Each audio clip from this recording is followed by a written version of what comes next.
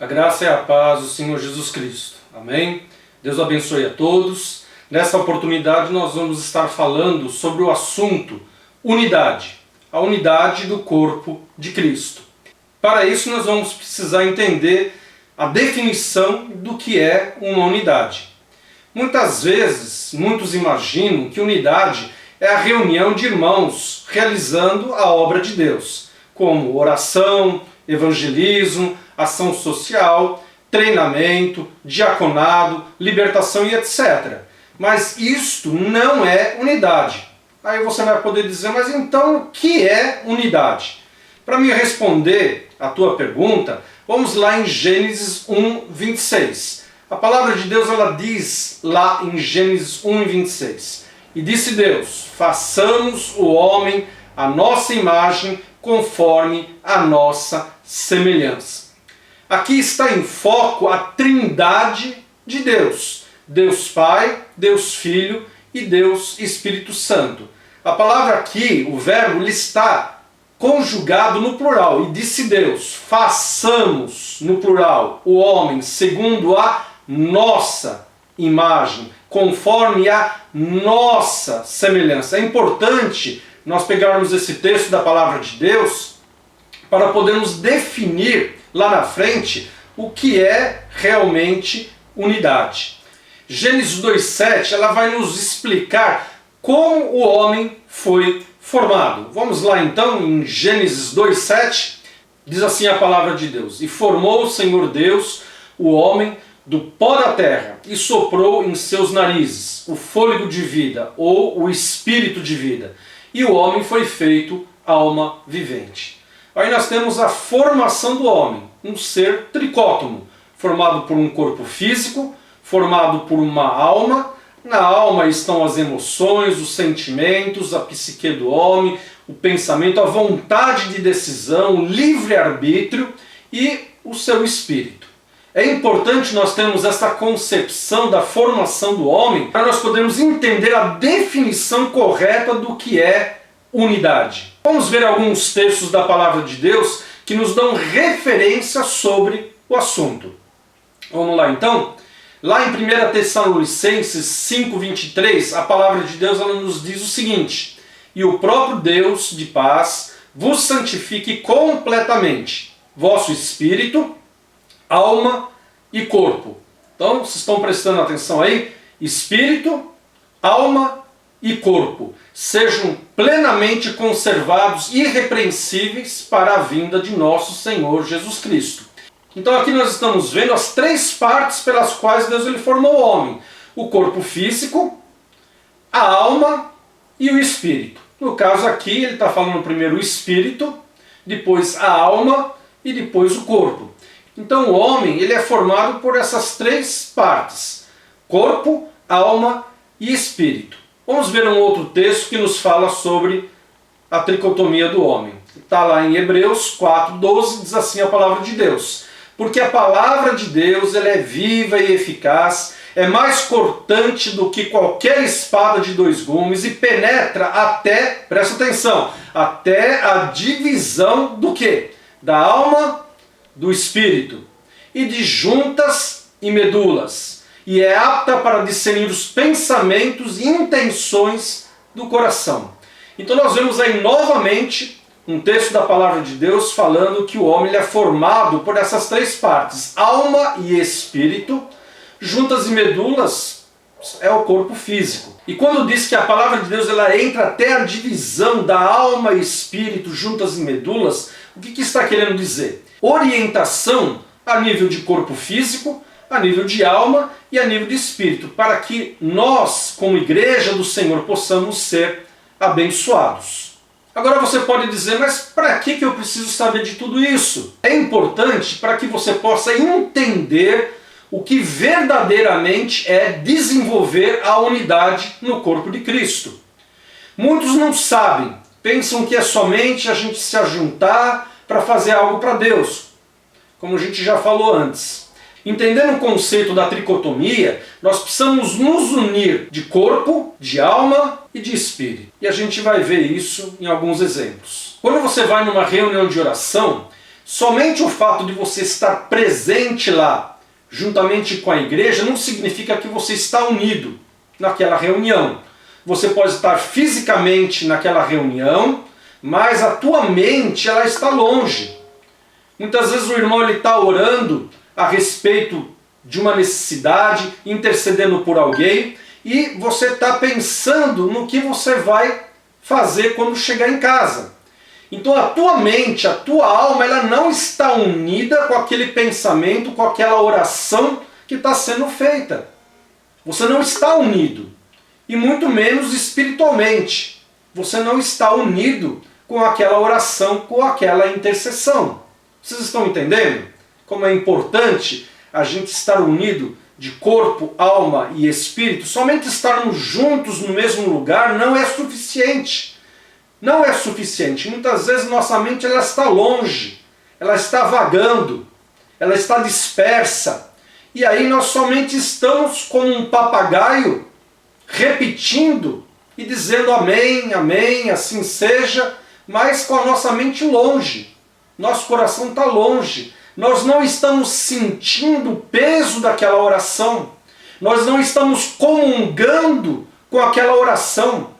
Porque quando nós intercedemos por alguém, por uma necessidade, é necessário que haja um aquebrantamento, uma contrição no nosso coração em relação àquilo que está sendo orado. Isso é estar unido na mesma oração.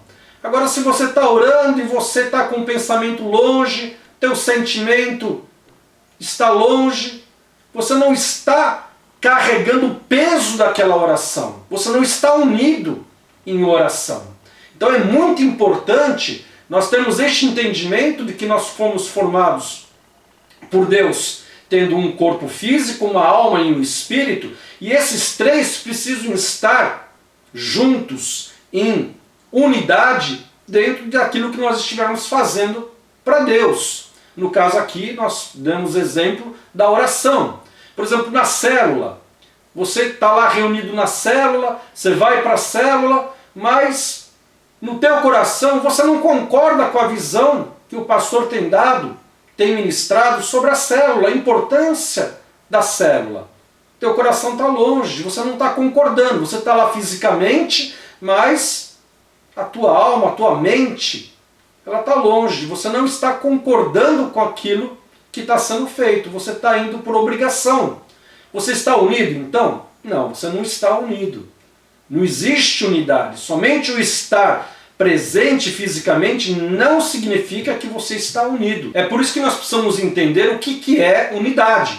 É muito importante, para que através deste assunto a igreja ela possa ser abençoada e possa abençoar a muitos. Um outro exemplo, no evangelismo, você vai fazer um evangelismo pessoal. Você sai com um irmão para fazer o evangelismo pessoal. E aí enquanto um está evangelizando, o outro deveria estar orando, intercedendo. Deus, toca no coração dessa vida, quebra o coração dele, que as palavras venham tocar no coração dele, ele venha se converter. Em vez de você estar fazendo isso, muitas vezes você está pensando em outras coisas.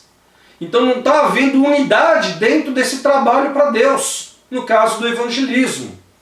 Doutrina, muitas vezes o pastor ele traz uma mensagem de doutrina dentro da palavra de Deus. E muitas vezes você não concorda.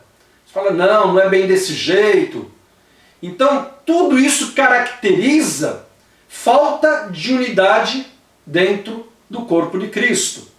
Nós vamos ver outros exemplos, e eu gostaria de dar um testemunho. Há muito tempo atrás, eu participava de reuniões de pastores aqui na cidade de Santo André.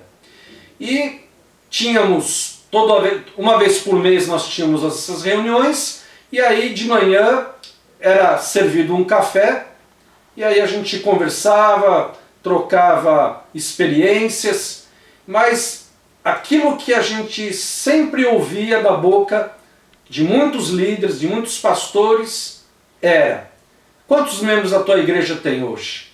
Ah, minha igreja tem 300 membros. O outro dizia, a minha está com 500. A outro falava, a minha está arrebentando. Estamos com quase 3.000 pessoas, 3.000 membros. Então, cada um contando vantagem sobre o seu ministério. Estávamos lá reunidos fisicamente, mas não havia uma unidade de alma, de espírito. Não havia isso. Então cada um contava vantagem sobre o outro. E era muito triste a gente ouvir esse tipo de coisa de líderes e de pastores. E quando tínhamos um propósito de fazer algo em comum juntos, não tínhamos então a cooperação de todos. Eu lembro que o pastor Bartimeu, ele estava imbuído de reunir as igrejas aqui em Santo André para que desta maneira se unissem em oração, em jejum, para que Santo André viesse a ser abalada pelo poder de Deus. E antes dele concretizar esse propósito que Deus tinha colocado no coração dele, infelizmente ele veio a falecer. Então precisamos entender de verdade o que é estar unido em Cristo Jesus. Muitas vezes, pessoal, o nosso coração ele está cheio de soberba, de orgulho, de exaltação, nós queremos aparecer, sermos melhor do que os outros. Muitas vezes isso não aparece de uma forma física, mas no nosso coração nós queremos ser melhor do que o outro, temos inveja, somos soberbos, eu sou melhor do que o outro, e tudo isso caracteriza rompimento da unidade dentro do corpo de Cristo. Então precisamos ser maduros, precisamos ser espirituais e não carnais, para que desta maneira assim o Senhor ele venha nos abençoar através de uma unidade verdadeira, através de uma unidade que vai abalar o inferno. Nós vamos ver isso depois, um pouco mais para frente, na próxima mensagem, nós vamos falar sobre unidade dentro de batalha espiritual. E como que a igreja ela pode se posicionar de uma forma eficaz e desta maneira Deus realizar maravilhas e milagres. E eu vou dar alguns exemplos. Pessoal, nós temos uma ordenança e uma promessa poderosa. Está lá em Lucas 24, 49. Diz assim: e eis que sobre vós envio a promessa de meu Pai. Promessa. Ficai, porém, na cidade de Jerusalém, até que do alto sejais revestidos de poder. Qual que era a promessa do Pai? Era o envio do Espírito Santo de Deus. O Espírito Santo de Deus ele ia descer sobre a igreja. Então essa era a promessa, mas para que essa promessa ela viesse se concretizar, eles tinham que obedecer a ordenança que Jesus havia dado. Qual era a ordenança? De permanecer em Jerusalém. A palavra de Deus também ela diz lá em Atos 1:8 a respeito da vinda do Espírito Santo. Mas recebereis poder ao descer sobre vós o Espírito Santo, e ser-me-eis testemunhas, tanto em Jerusalém, Samaria, Judéia e até os confins da terra. Esse era um texto que o pastor Edson ele pregava em quase todos os sermões dele. E cada sermão era diferente, com base neste versículo. Então nós temos aí a promessa de que quando o Espírito Santo ele viesse sobre a igreja, ele conferiria poder, dínamos, poder sobre a igreja, para realizar milagres, maravilhas. E o Evangelho desta maneira ele seria pregado por toda a face da terra, porque ele nos dá a ordem de sermos testemunhas por todo lugar que nós andarmos. Ainda lá em Atos 1, 13 e 14, a palavra de Deus ela nos diz: e entrando, subiram ao cenáculo, onde permaneciam Pedro e João, Tiago e André, Filipe e Tomé, Bartolomeu e Mateus, Tiago, filho de Alfeu, Simão o Zelote e Judas, filho de Tiago. No versículo 14, no versículo 13, todos estavam lá reunidos. E no versículo 14, preste atenção, olha só.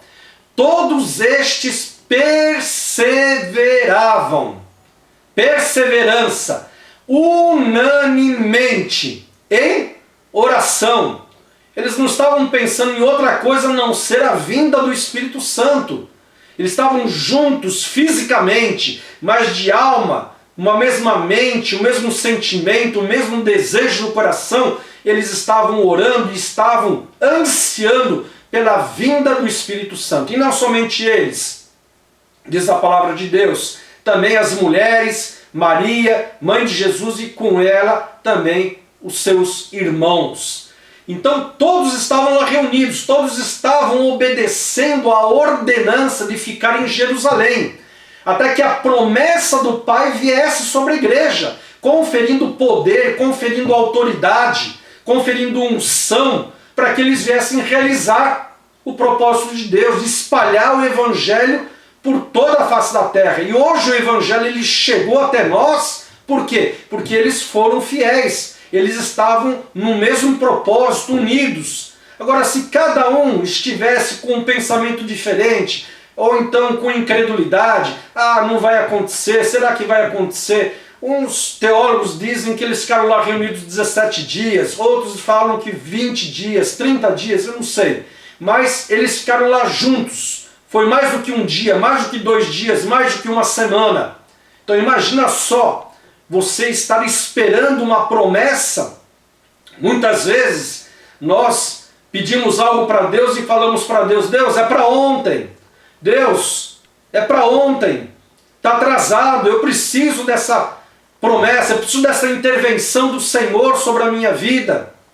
E lá os discípulos eles ficaram perseverando unanimemente em oração, juntamente com os irmãos daquela época, e desta maneira perseveraram, e desta maneira o Espírito Santo de Deus ele veio sobre a igreja, veio sobre eles lá no cenáculo. Eles foram cheios do Espírito Santo, e resultado deles serem cheios do Espírito Santo, vamos ver lá em Atos 2:41 a 47, o que a palavra de Deus ela nos diz. De sorte que foram batizados os que receberam a sua palavra, e naquele dia agregaram-se quase 3.000 almas. 3.000 almas se converteram pela pregação de Pedro.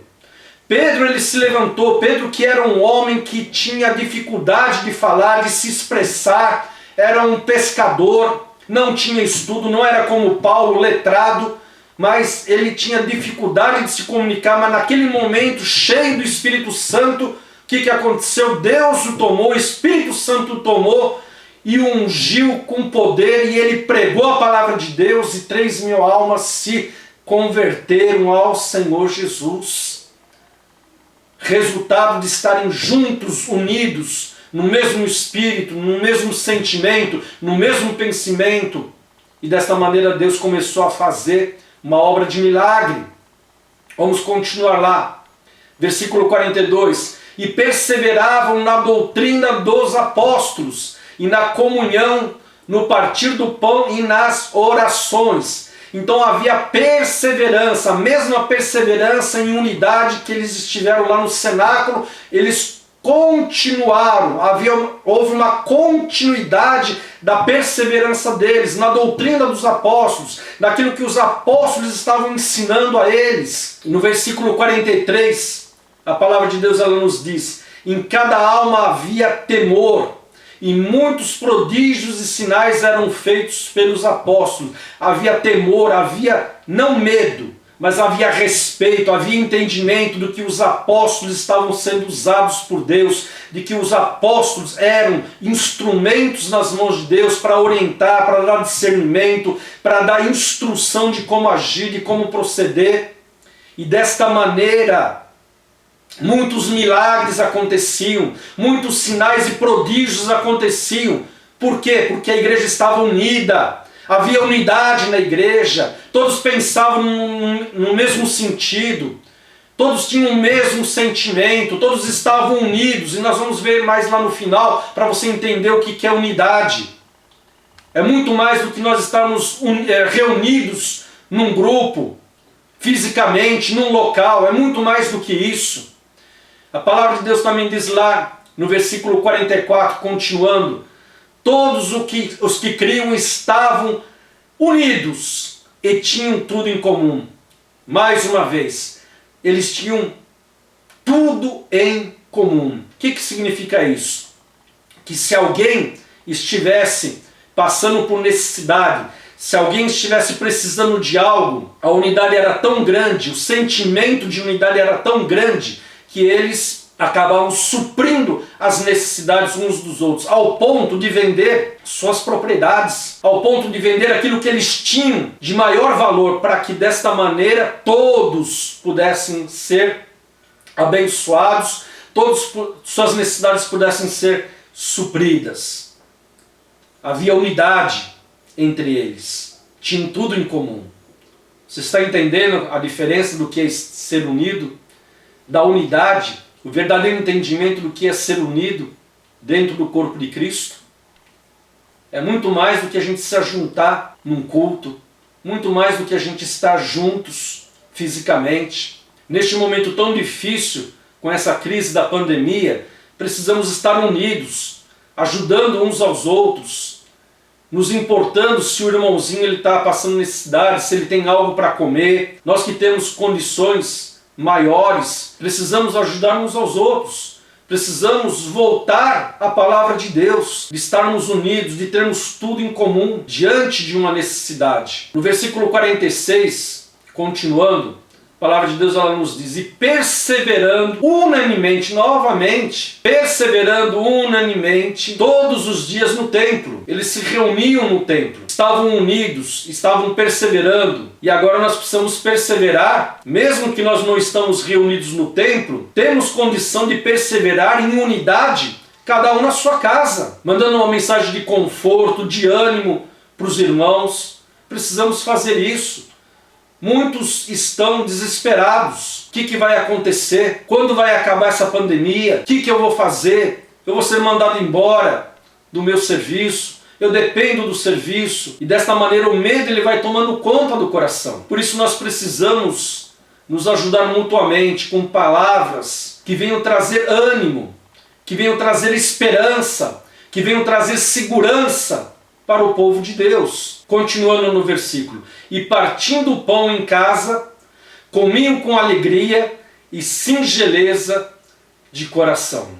Havia unidade na igreja primitiva. Versículo 47, terminando: eles louvavam a Deus, caindo na graça do povo, cada dia acrescentava-lhes o Senhor os que iam sendo salvos. Olha só que tremendo, pessoal! Deus acrescentava cada dia aqueles que iam sendo salvos, dando um mover de Deus na vida dos apóstolos, da igreja.